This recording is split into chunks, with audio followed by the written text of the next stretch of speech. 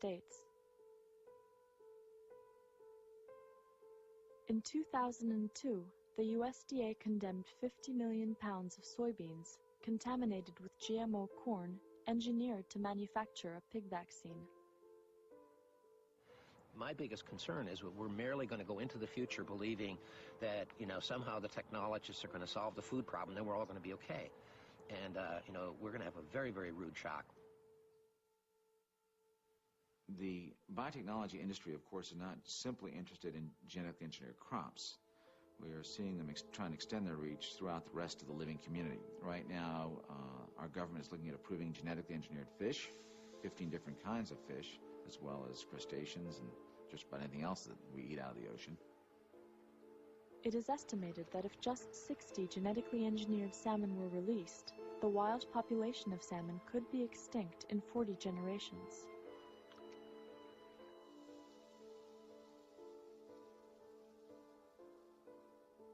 Genetically engineered livestock and poultry,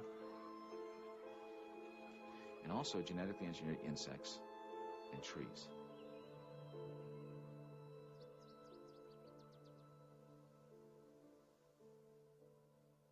It is the industrial mindset now made the biology of our food.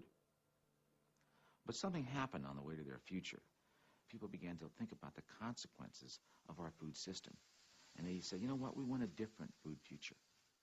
We want a different relationship to food, to the environment, to the farmer, to the worker, to our own bodies. What would it take to change the American food system to make farming sustainable and improve public health and environmental quality? What we're trying to do in sustainable agriculture is to use resources that are in the local ecology and recycle those resources within the system, rather than taking resources from another system or another ecology and bring them in. And we should be using solar energy to fuel our systems as nature does, rather than relying on imported petroleum or other resources. A century ago, people bought locally produced food. Today, food in a supermarket has traveled an average of 1,500 miles. Apples were grown all over America. Now they are shipped from China. This uses more imported oil and increases our dependency on other countries for food. The food from this farm travels an average of 50 miles. About 10 years ago, we started a program for Bay Area families where they can get a basket of our produce once a week. It's called Community Supported Agriculture. And our relationship with those families encouraged us to really diversify. And as a result, as you walk around this farm, you'll see that each field has many different things growing. There's fruits, nuts, citrus, there's grapes, as well as row crops like tomatoes and eggplant and corn. We've been farming organically for about 25 years because it is a system of farming where you are thinking about the human relationship to agriculture. You're thinking about primarily producing good food, food that you have no doubt about what character and quality it has, food that's healthy, that you have no doubt that my kids can eat. And so we've looked to evolve ourselves in a system that is diverse and healthy and sustainable. We have to respect nature's logic in all of this. We have to respect the millenniums of history that have gone into breeding. This is the work of thousands of generations of people who have plucked the wild onion, developed a little bigger one, chosen that over time. And it's not something anyone can say they own.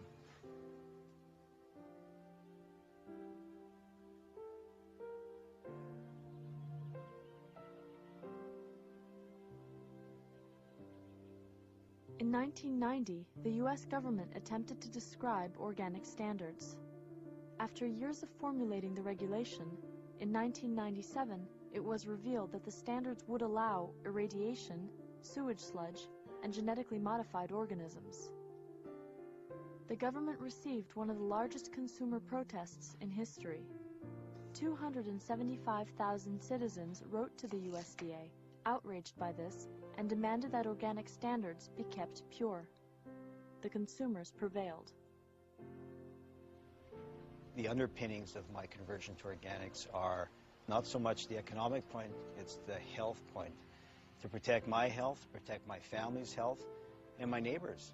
Because if I'm the steward of my own land, that also means I'm responsible for what's happening outside of my little parameters, my fence line.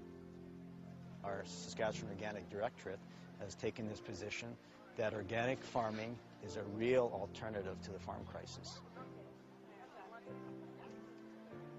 There has been a revolution in genetic engineering, but there has also been a counter-revolution. People are returning to buying fresh produce grown by local farmers.